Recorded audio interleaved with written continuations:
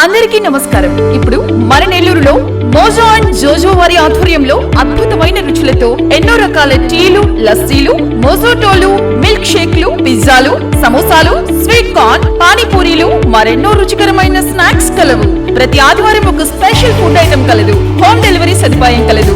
Mojo and జోజో, soan city కళ్యాణ మండపం ఎదురుగా, రంగనాయకులపేట, నెల్లూరు.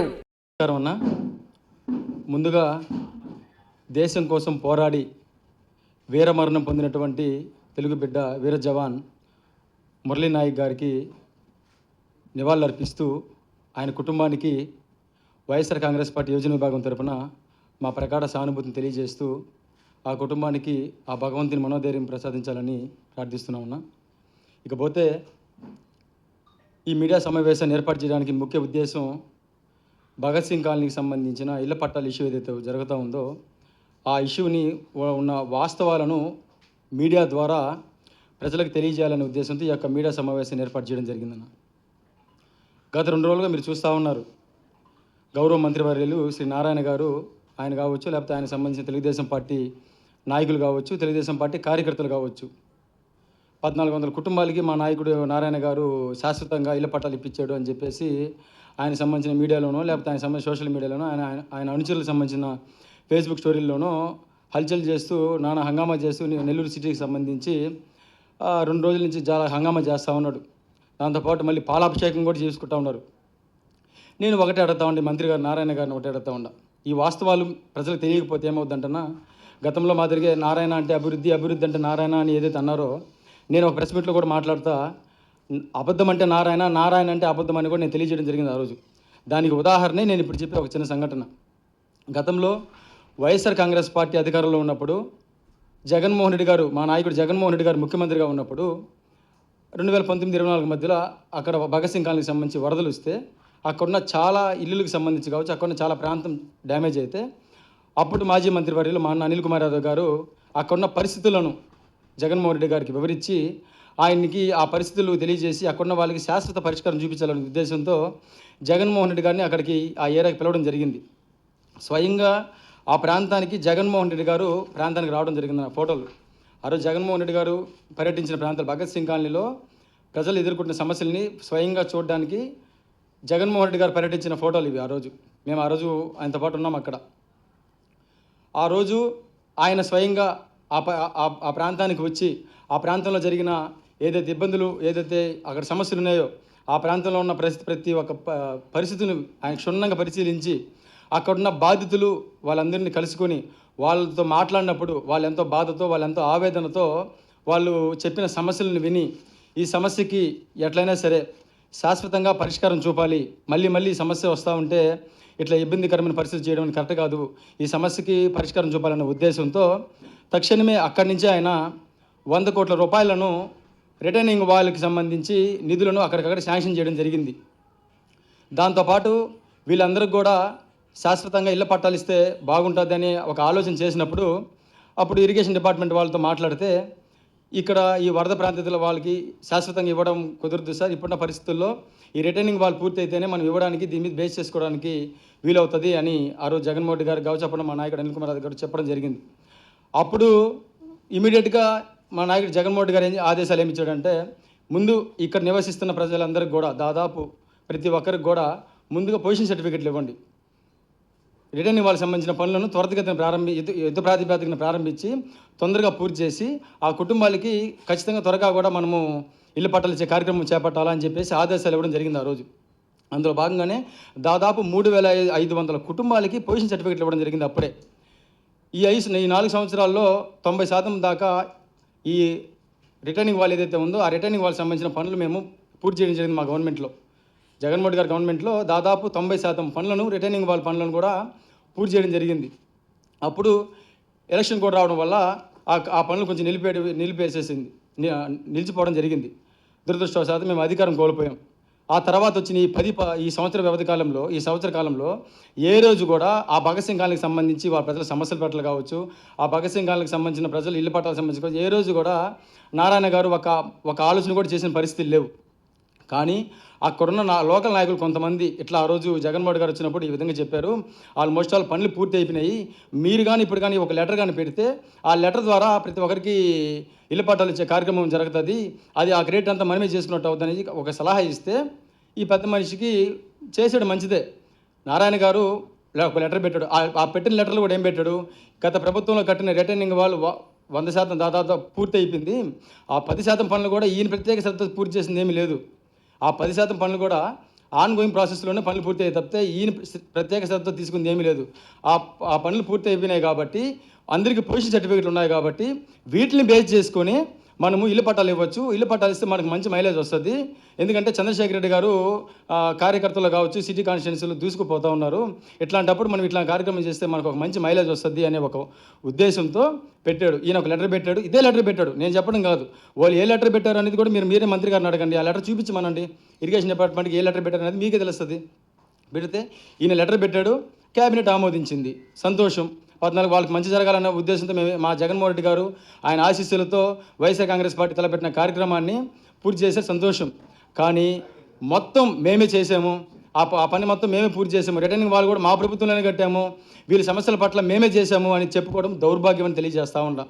నిజంగా మీకు భగత్ సింగ్ కాలనీ పట్ల ప్రజల పట్ల కావచ్చు అక్కడున్న స్థానికుల పట్ల మీకు అంత చిత్తశుద్ధే ఉండుంటే 2014-2019 మధ్యలో మీరే మంత్రిగా ఇదే సాగున్నారు కదా, దశాబ్ద కాలం నాటి సమస్య ఉన్న సమస్యకి ఆ 5 సంవత్సరాల్లో మీరు ఎందుకు సమస్యకి పరిష్కారం చూపలేపారని మేము సూటిగా ప్రశ్నిస్తూ ఉంటాం. ఎందుకంటే కనీసం మీకు ప్రజల పట్ల కావచ్చు, ప్రజల తరపున కావచ్చు, వాళ్ళు ఎదుర్కొంటున్న సమస్యల పట్ల కావచ్చు కనీసం అవగాహన లేదు కాబట్టే మీకు దాని గురించి తెలియలేదు, మీరు దాని గురించి పట్టించుకోవాలా. మా ప్రభుత్వం అధికారంలోకి వచ్చిన తర్వాత మాకు సమస్యల పట్ల స్థానికులు ఎదుర్కొంటున్న ఇబ్బందుల పట్ల మాకు అవగాహన ఉంది కాబట్టి ఆ సమస్యల్ని మేము పరిష్కరించే దిశగా మేము పనిచేసాం కాబట్టి ఈరోజు అన్ని పనులను మేము పూర్తి చేసుకుంటూ వస్తూ ఉన్నాం. మేము చేసిన పనులని మేము పూర్తి చేసిన పనులని మీరు చేసుకుని మీరే పూర్తి చేసినట్టు డబ్బా కొట్టుకొట్టు సోషల్ మీడియాలో బాగా ఊదినట్టు మీ అనుకూల మీడియాతో చేసుకోవడం ఎంతవరకు సమంజసమో ఒకసారి ఆలోచన తెలియజేస్తూ ఉన్నా. ఇకపోతే మొన్నటిదాకా అభివృద్ధి అంటే నారాయణ అభివృద్ధి అని చెప్పిన పెద్ద మనుషులు ఈరోజు ఆయనకి మరొక కొత్త పేరు పెట్టారు, పార్కుల మంత్రి అంట. ఆయన అభివృద్ధి నారాయణ కాదంట, పార్కుల మంత్రి. ఏందయ్యా అంటే ఆయన వచ్చిన తర్వాత పార్కులన్నీ సస్యశ్యామలంగా సుందరవనంగా తీర్చిదిద్దుతున్నాయని చెప్పేసి వచ్చి ఎప్పుడు వస్తాడో తెలియదు, ఎప్పుడు పోతాడో తెలియదు, వచ్చినప్పుడల్లా పలానా పార్క్ అంటాడు, టకటక అంటాడు, ఓపెనింగ్ అంటాడు, చేసేస్తాడు. తీరా చూస్తే అది ఎంత పెద్ద స్కామ్ అంటే పార్కుల స్కామ్ అది ఎంత పెద్ద అంటే ఒక తెలుగుదేశం పార్టీలో స్కాములు అనేది పరిపాటిగా మారిపోయింది. కార్యకర్తల లెవెల్లో ఒక స్కాము, బి గ్రేడ్ నాయకుల్లో ఒక స్కాము, ఏ గ్రేడ్ నాయకుల్లో ఒక స్కాము. ఈ కార్యకర్త సంబంధించిన స్కామ్ ఎట్లా ఉంటుందంటే ఇది 2019-24 మధ్యలో మా ప్రభుత్వంలో జగన్మోహన్ రెడ్డి గారి హయాంలో చేసిన పార్కులు, ఇది ఎలంబర్దిన పార్కు, ఒకటి బలిజిపాలెం పార్కు, ఇంకోటి మెట్టపాలెం పార్కు, దాదాపు 3 పార్కులకు సంబంధించి నోడా అప్రూవల్తో 2 కోట్ల పైచిలుకుతో మేము పార్కులు మేము పూర్తి చేయడం జరిగింది. ఆ రోజు 2 కోట్ల వ్యయంతో పార్కులను పూర్తి చేయడం జరిగింది. ఈ ప్లేసులు ఈ విధంగా రావడానికి కారణం ముందుగా అక్కడ జంగిలు ఒక అడవిలాగా అక్కడ ఆ ప్రాంతంలో గందరగోళంగా ఉంటే దాన్ని క్లియర్ చేసుకోవడానికి స్థానికులందరూ అభ్యర్థిస్తే మా గవర్నమెంట్లో జగన్మోహన్ రెడ్డి గారి ఆశీస్సులతో ఈ యొక్క పార్కులని మేము నీట్గా దాదాపు 2 కోట్ల వ్యయంతో ఖర్చు పెట్టి కట్టించి మా ప్రభుత్వంలోనే మొదలుపెట్టే మా ప్రభుత్వంలోనే ఓపెన్ చేసాం ఈ పార్కులన్నీ కూడా. ఇవన్నీ అప్పుడు ఫోటోలు ఇవన్నీ కూడా చేసి ఆ పార్కుల మెయింటెనెన్స్ కోసం ఒక 2 మనుషుల్ని పెట్టి ఆ పార్కుల మెయింటెనెన్స్ కోసం 2 మనుషుల్ని పెట్టి అక్కడున్న పార్కుల్లో మంచినీళ్ళు పట్టడం కావచ్చు, గడ్డి ఏదైనా పెరిగితే దాన్ని చేయడం కోసం అని ఒక 2 మనుషుల్ని పెడితే ప్రభుత్వం అధికారం మారిన తర్వాత నుంచి కూటమి ప్రభుత్వం అధికారం మారిన తర్వాత నుంచి అక్కడున్న పార్కులో పనిచేసే నాయకులను తీసేశారు, కొంతమంది పని వాళ్ళని తీసేశారు. ఎందుకు తీసేశారా అంటే పార్కులు సుందరవనంగా ఉండే ఎప్పుడు పార్కులకు వచ్చినా ఇది జగన్మోహన్ గారు గడిచిన పార్కు, ఇది జగన్మోహన్ గారు గడిచిన స్కూలు అని చెప్పుకుంటున్నారనే ఉద్దేశంతో పార్కులో పనిచేస్తున్న మనుషుల్ని తీసేసి ఆ పార్కులు పూర్తిగా నిర్వీర్యమయం అయిపోయే విధంగా ఆ పార్కులకు ఎవరు ఇంకా పోకూడదు, ఆ పార్కులు చెత్త చెదారం ఎక్కువై పేరుకోపోయింది, ఆ పార్కులు మెయింటెనెన్సే లేదు అని ఆ పార్కులకు సంబంధించి ఎవరు కూడా కన్నెత్తి చూసే విధంగా ఏమీ లేకుండా పూర్తిగా నిర్వీర్యమైపోయే విధంగా ఆ పార్కుల్ని తయారు చేసి 1కి 10 సార్లు నేను అడిగా, సార్ మనుషుల్ని పెట్టండి, ఎంతో ఖర్చు పెట్టి ఆ పార్కులు కట్టాం, 10 మందికి ఉపయోగపడుతుంది అని చెప్పి నేను ఎన్నోసార్లు కమిషనర్ గారిని కూడా కలిస్తే ఒక మనిషిని పెట్టకపోగా ఆ పార్కులు దాదాపు 1 సంవత్సరం రోజులుగా ఆ పార్కులు నిర్వీర్యమైపోయి గందరగోళం అయిపోయి ఆ పార్కులు దౌర్భాగ్య స్థితికి వచ్చేసరిగా అవి అట్టబెట్టేసి ఇప్పుడు కొత్తగా ఎన్క్యాప్ ద్వారా వాళ్ళ నాయకులు కేవలం తెలుగుదేశం పార్టీ నాయకులకి లబ్ధి చేకూర్చాలా అనే ఒక దురుద్దేశంతోనే ఒక పార్కుకి ఒక 13 డివిజన్లోనే 50 లక్షల రూపాయలు బ్యూటిఫికేషన్ పేరుతో ఒక్క 13 డివిజన్లోనే ఎలంబర్దిన పాత మెట్టపాలెం బలిజీపాలెం సంబంధించి 50 లక్షల రూపాయలు బ్యూటిఫికేషన్ పేరుతో నిధులను గ్రాంట్ చేసి ఒక్క డివిజన్లోనే 50 లక్షలు నేను చెప్పేది, మిగిలిన 27 డివిజన్లు దీంతో కాకుండా 27 డివిజన్లు ఎన్ని కోట్ల రూపాయలు ఈ విధంగా జరుగుతుందో ఆలోచించండి.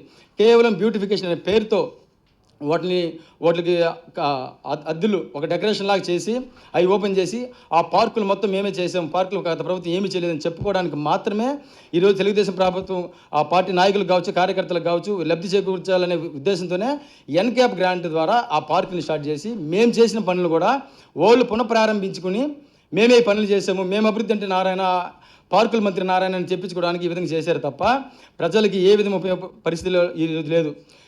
ఇప్పుడు ఈరోజు ఆ పార్కుల్లో పెట్టే ఆ జిమ్ ఎక్విప్మెంట్స్ కూడా సిఎస్ఆర్ గ్రాంట్ ద్వారా ప్రైవేట్ కంపెనీలు వాళ్ళు ఏదో 1%తోనో ప్రైవేట్ కంపెనీలు కొన్ని ఇస్తూ ఉంటాయి జిమ్ ఎక్విప్మెంట్స్ కావచ్చు, ఇవి వాళ్ళు వర్క్లు చేసుకున్నప్పుడు కొన్ని ఇస్తుంటారు. ఆ గ్రాంట్ ద్వారా తీసుకొచ్చారు, ఫ్రీగా ఇస్తే తీసుకొచ్చారు. తీసుకురావడం కూడా సంతోషమే.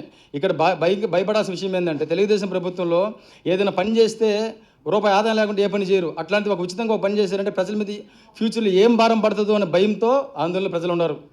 ఈరోజు ఈ పార్కులు ఓపెన్ చేస్తూ మంత్రి నారాయణ గారు ఒక మాట అన్నాడు, మేము ఈ సమ్మర్లో పిల్లలకి మేము గిఫ్ట్గా ఈ పార్కులను ఓపెన్ చేస్తున్నాము అని చెప్పేసి మాట్లాడడం జరిగింది.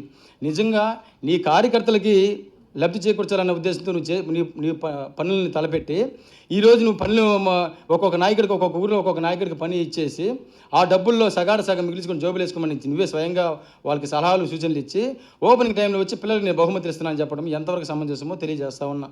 మీరు నిజంగా పిల్లలకి గిఫ్ట్ ఇవ్వాలనుకుంటే అమ్మఒడి ఇండి, పిల్లలతో పాటు తల్లిదండ్రులు కూడా ఆ పార్కులో కూర్చొని నిజంగా మాకు నారాయణ గారు గిఫ్ట్ ఇచ్చారు అనుకుంటారు. యువకులకి నిరుద్యోగ వృత్తి ఇవ్వండి, మాకు ఇచ్చిన హామీ ప్రకారం మాకు నిరుద్యోగ వృత్తి ఇట్లాగా ఇచ్చిన హామీల పట్ల మీరు చిత్తశుద్ధితో మీరు ఈ హామీలు అమలుపరచండి తప్ప మేము చేసిన పనులకి మీరు రంగులు వేసుకోవడం, మేము ప్రారంభించిన పనులను మీరు పునఃప్రారంభించుకోవడం, మేము శంకుస్థాపన చేసిన పనులు పూర్తి చేసిన పనులను మీరేదే చేసుకున్నట్టు బాకాలు ఊదినట్టు ఊది మీ డబ్బా ఛానల్లో ఈ విధంగా మీ పచ్చ మీడియాలో ఈ విధంగా చెప్పుకుంటూ కాలం గడపడం అనేది కరెక్ట్ కాదు.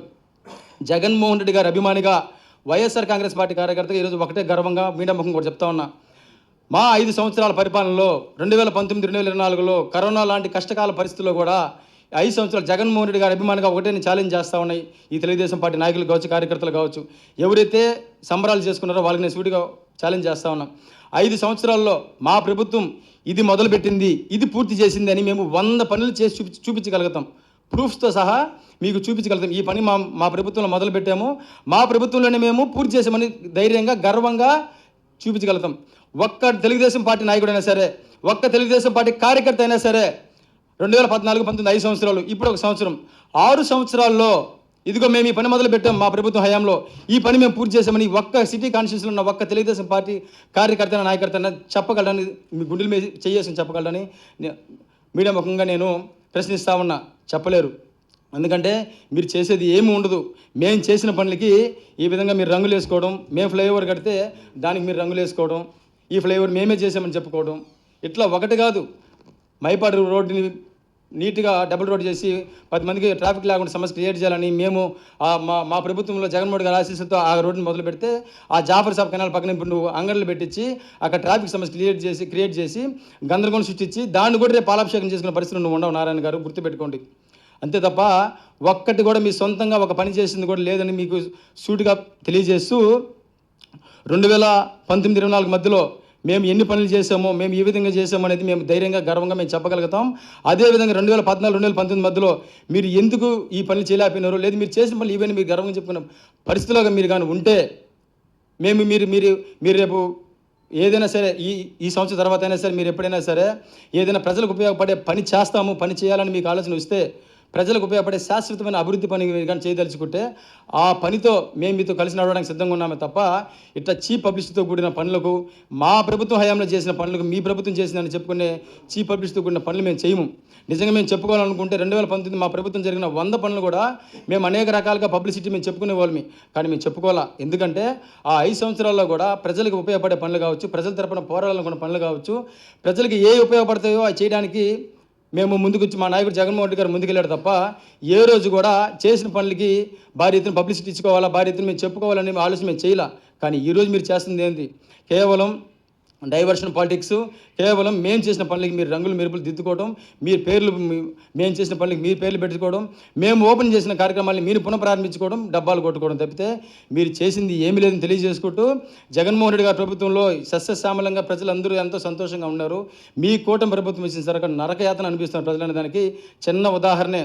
ఆ రోజు మా ప్రభుత్వంలో మందు రేట్లు పెంచి, కరెంటు రేట్లు తగ్గించి, మా నాయకుడు ప్రజల పక్షాన్ని నిలబడి ప్రజల మీద భారం పడకుండా పరిపాలన అందిస్తే, ఈరోజు మీ ప్రభుత్వం వచ్చిన తర్వాత మందు రేట్లను తగ్గించి, కరెంటు రేట్లను పెంచి ప్రజల మీద దాదాపు 11,000 కోట్ల రూపాయలను భారం వేసే పరిస్థితులు ఈరోజు మీరు ఉన్నారంటే, ఇంతకంటే సిగ్గుమాలిన రాజకీయాలు నాకు తెలిసి ఈ ఆంధ్ర రాష్ట్రంలో కాదు, ఆంధ్ర రాష్ట్రం తప్ప ఇంక చుట్టుపక్కల ఏ రాష్ట్రంలో కూడా ఇలాంటి రాజకీయాలు ఉండవని తెలియజేసుకుంటూ, ఏదైనా రాజకీయాలు చేయాలనుకున్నప్పుడు హుందాగా చేయండి, అంతే తప్ప మేము చేసిన పనులకి, మేము చేయాలనుకున్న ఆలోచనలకి మీరు చేశారని చెప్పి కలరింగించుకొని, మీరేదో చేయాలనే మీరు చేయలేని పనులకు కూడా మా పనులని మీకు అడ్డు పెట్టుకొని మేమే చెప్పుకోమన్నామని చెప్పేసి ఒక అబద్ధాన్ని అందంగా దాన్ని చూపించి, ఆ అబద్ధాన్ని 10 సార్లు చూపిస్తే నిజమైపోద్దనే ఆలోచనతో ఉండడం చాలా తప్పు.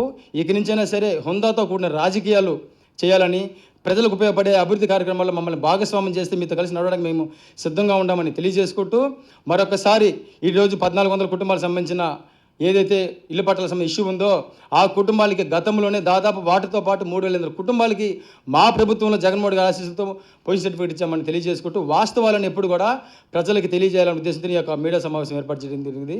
Thank you very much.